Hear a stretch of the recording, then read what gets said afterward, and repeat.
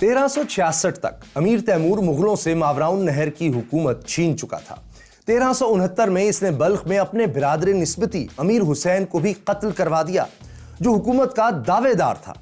यूं 1370 में तैमूर बाकायदा तौर पर मावराउन नहर के तख्त पर बैठ गया। इसने अपने लिए अमीर का टाइटल चुना, क्योंकि खान का टाइटल सिर्फ चंगेज खान की औलाद के लिए मखसूस था। यूं तारीख में तैमूर को हमेशा अमीर तैमूर लिखा गया। तैमूर 1370 में मावराउन नहर का अमीर बना था और फिर इसने 1405 में अपनी मौत तक तकरीबन 35 बरस में एक अजीमुशान सल्तनत कायम कर दी। इसकी सल्तनत मॉस्को से दिल्ली तक फैली हुई थी। यह सल्तनत कायम करने के लिए तैमूर ने एक अंदाजे के मुताबिक 1,70,00,000 लोगों को मौत के घाट उतारा और खोपड़ियों के मीनार बनाए।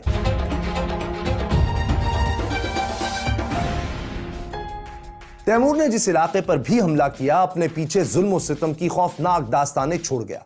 मिसाल के तौर पर तैमूर ने ईरान के इलाके असफजार में 2000 लोगों को एक दूसरे के ऊपर जिंदा ढेर लगाकर इन्हें मिट्टी और ईंटों के मीनारों में चुन दिया। अस्फहान में इसने 70,000 लोगों को कत्ल किया। मारे गए लोगों के सरों से 28 मीनार बनाए गए। 1401 में इसने बगदाद फतह किया तो शहर के 90,000 लोगों को कत्ल करके इनके सरों से 120 मीनार बनाए। जिस वक्त बगदाद में बेगुनाह लोगों का कत्लेआम जारी था और दरियाए दजला खून से सुर्ख हो रहा था, उस वक्त तैमूर इमाम अबू हनीफा रहमतुल्लाह अलैह के मज़ार पर हाजिरी देकर अपने लिए दुआ मांग रहा था। एक बार तो एक जगह खोपड़ियों का एक मीनार मतलूबा बुलंदी तक नहीं पहुंच सका तो तैमूर ने हुक्म दिया कि हर खोपड़ी के नीचे मिट्टी लगाकर इसे बुलंद कर दिया जाए। तैमूर ने मिस्र की ममलूक सल्तनत को शिकस्त देकर दमिश्क और अलीपो में भी तबाही मचाई। इसने उज़्बेकिस्तान में गरगांज के बागी शहर को तो सफ़ाए हस्ती से ही मिटा दिया। इस कत्लेआम का नफ्सियाती प्रेशर इतना ज्यादा था कि दूसरी सल्तनतों के हुक्मरान अक्सर जंग किए बगैर ही तैमूर के सामने हथियार डाल देते थे। यूं तैमूर ने बहुत कम अरसे में सेंट्रल एशिया के बड़े हिस्से और अफगानिस्तान के अलावा ईरान, इराक और शाम के कई इलाके भी फतह कर लिए। अमीर तैमूर एक जालिम शख्स था, लेकिन इसकी एक खूबी यह थी कि वो आलिमों, फनकारों और कारीगरों की बहुत कदर करता था। इसलिए फतूहात के दौरान वो इनकी जान बख्शी करके इन्हें समरकंद में आबाद करता रहा। इन्हीं लोगों की वजह से समरकंद इल्म व अदब और आर्ट का गहवारा बन गया। तैमूर जिन इलाकों को फतह करता वहां इंसानों के कत्लेआम की खुली छूट होती थी, लेकिन इमारतों को नुकसान नहीं पहुंचाया जाता था। हत्ता कि अगर तैमूर की फौज इमारतों को नुकसान पहुंचाती तो तैमूर कारीगरों को बुलाकर इनकी मरम्मत करवाता था।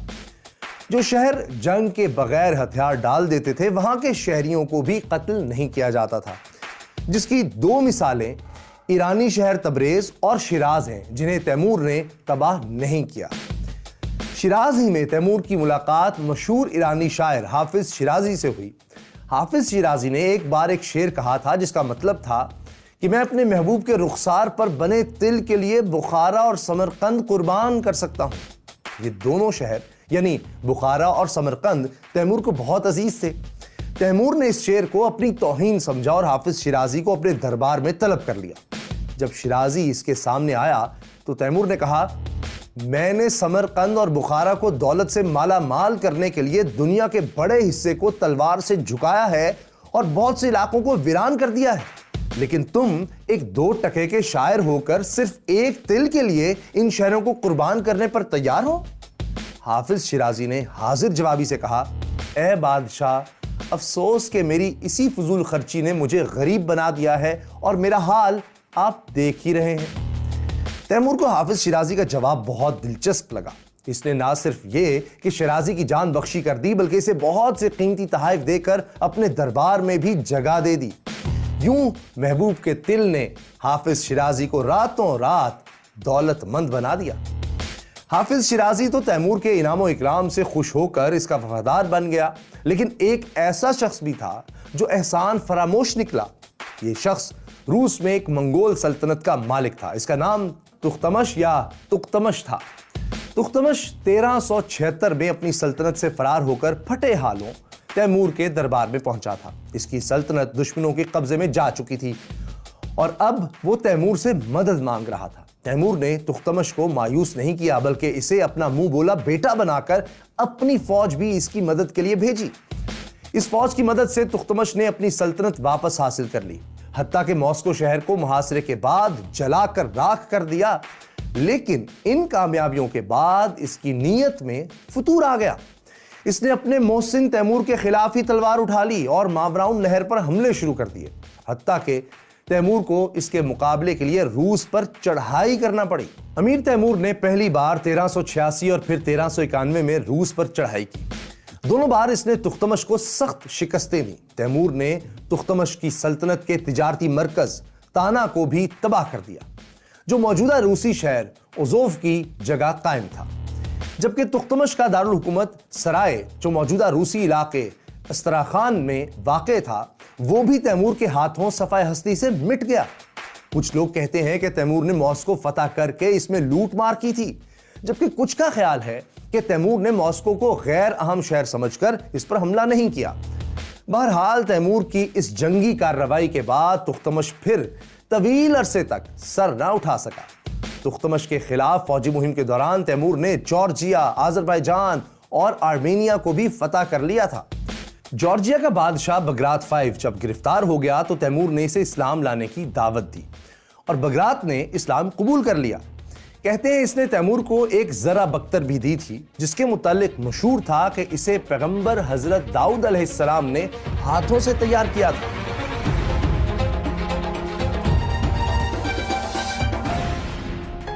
तुख्तमश के खिलाफ मुहिम्मात से फारिग होकर तैमूर ने हमसाया रियासत मुगलिस्तान के हुक्मरान खिजर ख्वाजा को भी शिकस्त दी और बाद में इसकी बेटी तुगल खानम से शादी करके दुश्मनी का यह बाब हमेशा के लिए बंद कर दिया।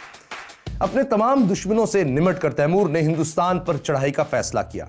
हिंदुस्तान में इसने जो कुछ किया, इसकी वजह से आज भी भारत में तैमूर नाम के लोगों से नफरत की जाती है। यह है भारतीय फिल्म इंडस्ट्री का एक मशहूर कपल सैफ अली खान और करीना कपूर, और यह है इनका बेटा तैमूर अली खान। जब सैफ और करीना ने अपने बेटे का नाम तैमूर रखने का फैसला किया तो सोशल मीडिया पर इनकी ट्रोलिंग शुरू हो गई। यहां तक कहा गया कि बच्चे का नाम तैमूर रखना ऐसे ही है जैसे यूरोप में बच्चों के नाम हिटलर रखे जाएं। आखिर तैमूर नाम के खिलाफ भारत में इतनी नफरत क्यों है? इसकी वजह यह है कि अमीर तैमूर ने 1398 में हिंदुस्तान पर हमला किया और इतने मजालिम ढाए कि हिंदुस्तानी तारीख में इसका नाम जुल्म की अलामत बन गया। जब तैमूर ने हिंदुस्तान पर हमला किया, उस वक्त दिल्ली पर सुल्तान नसीरुद्दीन महमूद शाह तुगलक की हुकूमत थी। तैमूर ने हिंदुस्तान पर हमले के लिए यह बहाना बनाया था कि दिल्ली के तुगलक हुक्मरान अपनी हिंदू रियाया के साथ जरूरत से ज्यादा अच्छा सलूक कर रहे हैं। लेकिन असल बात यह थी कि तैमूर ने हिंदुस्तान के मालो दौलत के बारे में बहुत कुछ सुन रखा था। 24 सितंबर 1398 को तैमूर ने दरियाए सिंध पार करके हिंदुस्तान पर हमला कर दिया। रास्ते में तैमूर की फौज ने स्पिंदी गांव, तुगलकपुर, समाना और कीथल समेत कई इलाकों में तबाही मचा दी। हिंदुओं को इतने बड़े पैमाने पर गुलाम बनाया गया कि दिल्ली पहुंचने तक तैमूर के पास 1 लाख हिंदू कैदी जमा हो गए। तैमूर ने दिल्ली के करीब पानीपत शहर और किला लूनी के राजपूतों को भी ताराज करके रख दिया। अब दिल्ली तैमूर के सामने था, लेकिन दिल्ली पर हमले से पहले तैमूर ने 1 लाख हिंदू कैदियों को कत्ल करवा दिया। इसने यह हुक्म भी दिया कि अगर कोई सिपाही बेगुनाह कैदियों को कत्ल करने से घबराए तो इसे भी कत्ल कर दिया जाए। यूं 1 लाख निहत्ते कैदी एक ही रोज में मारे गए। इस कत्लेआम के अगले रोज 17 दिसंबर 1398 को दिल्ली के बाहर तैमूरी और हिंदुस्तानी फौजों में कांटे का मार्का हुआ। महमूद तुगलक हिंदुस्तानी फौज की कमान कर रहा था। इसकी फौज में हाथी भी शामिल थे, लेकिन तैमूर ने हाथियों से निमटने का इंतजाम पहले से कर रखा था। इसके सिपाहियों ने ऊंटों पर लकड़ियों के गट्ठे बांधकर इन्हें आग लगा दी। फिर इन ऊंटों का रुख हाथियों की तरफ कर दिया गया। हाथी आग को देखकर खौफजदा हुए और उल्टे पांव अपने ही फौजियों को रोंदते हुए भागे। इससे हिंदुस्तानी फौज में खलबली मच गई और तैमूरी फौज ने पूरी ताकत से हमला करके हिंदुस्तानियों को शिकस्त दे दी। नसीरुद्दीन महमूद तुगलक मैदान जंग से फरार हो गया और दिल्ली जाने के बजाय जंगलों की तरफ निकल गया। अब दिल्ली खाली पड़ा था। शहर वालों को यकीन था कि उन्होंने सरेंडर ना किया तो तैमूर दिल्ली को बर्बाद कर देगा। चुनांचे शहर के तमाम बड़े जमा होकर तैमूर के पास पहुंचे और शहर को सरेंडर कर दिया। तैमूर ने इन लोगों को यकीन दिलाया कि दिल्ली को तबाह नहीं किया जाएगा। इसके बाद तैमूर के सामने वो 100 से ज्यादा हाथी लाए गए जो इसने जंग के दौरान कब्जे में लिए थे। इन हाथियों के हैंडलर्स ने हाथियों को तैमूर के सामने झुकाया और हाथियों ने चिंगाड़ कर तैमूर को खुशामदीद कहा।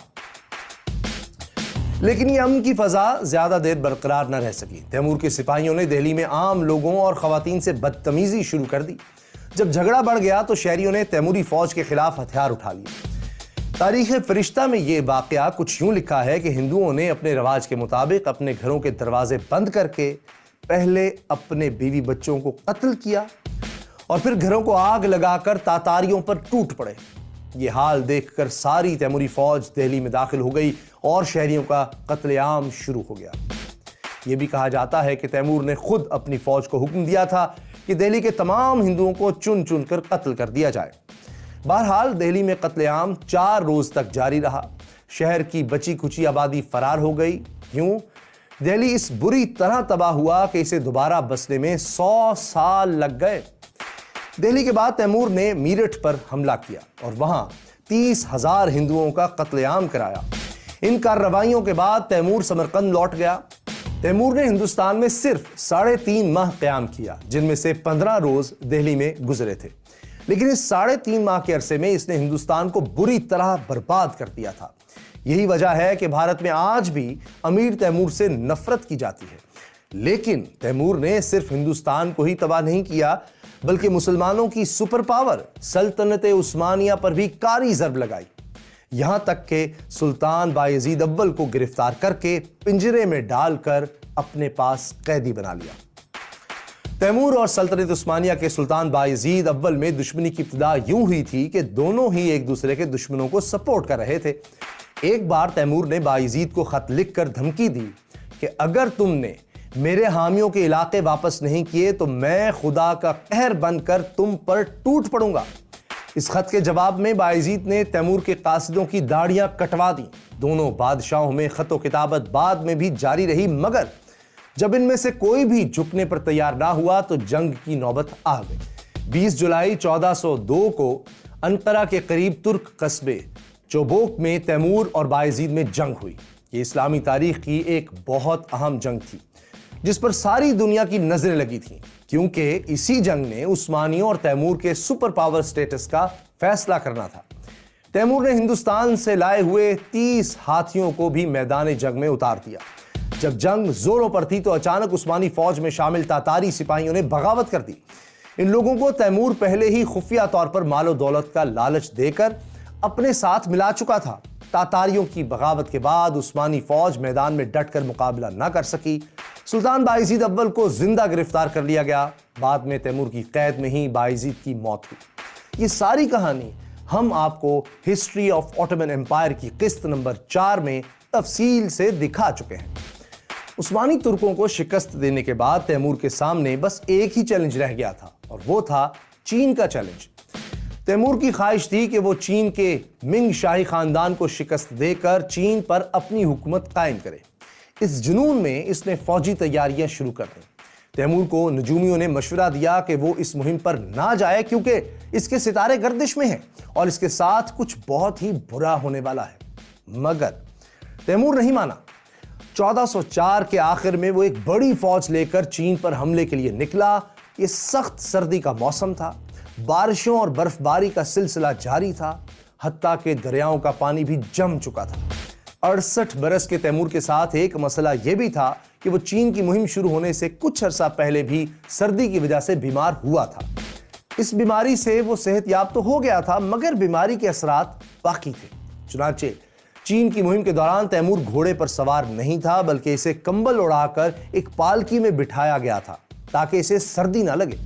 लेकिन यह एहतियात भी किसी काम ना आई।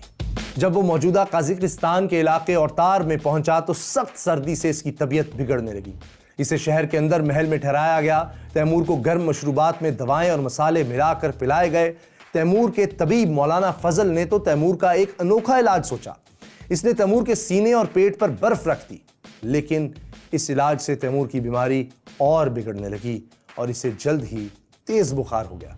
जब तैमूर को यकीन हो गया कि इसका आखिरी वक्त आन पहुंचा है तो इसने अपनी बीवियों और करीबी साथियों को जमा किया। तैमूर ने वसीयत की कि कोई इसकी मौत पर रोएगा नहीं, बल्कि इसके गुनाहों की मुआफ़ी के लिए दुआ की जाएगी। इसने अपने पोते पीर मोहम्मद को अपना जानशीन मुकर्रर किया। फिर इसने अपने घर वालों से कहा कि जब तक तुम में इत्तिफाक है कोई तुम्हारी तरफ आंख उठाकर भी नहीं देखेगा। तैमूर ने अपने सारे कमांडर्स और उमरा से हलफ लिया कि वो इसकी वसीयत पर अमल करेंगे, यानी पीर मोहम्मद को अपना हुक्मरान तस्लीम करेंगे। इन वाक़यात के बाद तैमूर का बुखार और तेज हो गया। 18 फरवरी 1405 के रोज तैमूर ने कलमा पढ़ा और आखिरी सांस ली। अमीर तैमूर की लाश को हुनूद करके समरकंद ले जाया गया और कीमती लकड़ी के ताबूत में रखकर इस कब्र में दफन किया गया। तैमूर की यह कब्र इसकी वसीयत के मुताबिक एक बुजुर्ग शेख सैयद बराका के कदमों में बनाई गई थी, जिनसे तैमूर रहनुमाई लेता रहा था। तैमूर का मकबरा गोरे अमीर कहलाता है, जिसका मतलब है अमीर की कब्र। लेकिन तैमूर की कब्र भी एक लेजेंड बन चुकी है, जिसके साथ बहुत सी हैरत अंगेज कहानियां जुड़ी हैं। कहते हैं तैमूर की कब्र पर लगे पत्थर पर ये अल्फाज लिखे थे कि जब मैं दोबारा जिंदा होऊंगा तो दुनिया कांप जाएगी। जो कोई भी मेरी कब्र की बेहुरमती करेगा, इस पर मुझसे भी ज्यादा खौफनाक हमलावर टूट पड़ेगा। फिर यूं हुआ कि तैमूर की मौत के तकरीबन 350 बरस बाद ईरान के शहंशाह नादिर शाह ने जब समरकंद पर हमला किया तो इसने तैमूर की कब्र पर लगा पत्थर उखाड़ लिया। लेकिन लेजेंड के मुताबिक इस पत्थर को उखाड़ने के बाद नादिर शाह पर एक के बाद एक मुसीबत आने लगी। चुनांचे इसने ये पत्थर तैमूर की कब्र पर दोबारा लगवाने की कोशिश की, लेकिन जब इस पत्थर को समरकंद ले जाया जा रहा था तो ये रास्ते में हादसाती तौर पर टूट गया, मगर ये टूटा हुआ पत्थर ही तैमूर की कब्र पर दोबारा लगा दिया गया। नादिर शाह ईरानी के 200 बरस बाद जब समरकंद सोवियत रूस के कंट्रोल में था तो रूसी डिक्टेटर स्टालिन ने अमीर तैमूर की कब्र खोलने का हुक्म दिया। चुनांचे सोवियत आर्कियोलॉजिस्ट प्रोफेसर मिखाइल ग्रेस्मोव की क़यादत में माहिरीन की एक टीम ने तैमूर की कब्र कुशाई की। मकामी लोगों ने इन्हें मना भी किया कि कब्र खोलने का नतीजा अच्छा नहीं होगा, लेकिन टीम नहीं मानी और तैमूर की कब्र खोल दी। ये काम 22 जून 1941 को हुआ था और इस वाक़े के कुछ ही घंटों बाद हिटलर ने सोवियत रूस पर हमला कर दिया। यूं तैमूर की लेजेंड वाली ये बात बज़ाहिर सच हो गई कि जो कोई मेरी कब्र की बेहुरमती करेगा, इस पर मुझसे भी खौफनाक हमलावर हमला कर देगा। दिलचस्प बात यह है कि अगले बरस स्टालिन ने तैमूर की लाश को फिर से दफन करने का हुक्म दिया। नवंबर 1942 में तैमूर की लाश को दोबारा इस्लामी रसूमात के साथ दफन कर दिया गया। इस वाक़े के सिर्फ 2 माह बाद हिटलर को स्टालिनग्राड में शिकस्त हो गई और जंग में सोवियत रूस का पल्ला भारी हो गया। तैमूर की कब्र वाली लेजेंड के बारे में तो हम यकीन से कुछ नहीं कह सकते, लेकिन एक बात हम पूरे यकीन से कह सकते हैं, और वो ये कि अमीर तैमूर को आज भी दुनिया के बड़े फातिहीन में शुमार किया जाता है। इसकी मौत के बाद इसकी औलाद ने हिंदुस्तान में मुगल सल्तनत कायम की, जो 1857 तक कायम रही। अमीर तैमूर की कहानी में आपने कुछ सल्तनत उस्मानिया के बारे में भी जाना, लेकिन अगर आप अमीर तैमूर के हाथों सल्तनत उस्मानिया की तबाही की मुकम्मल दास्तान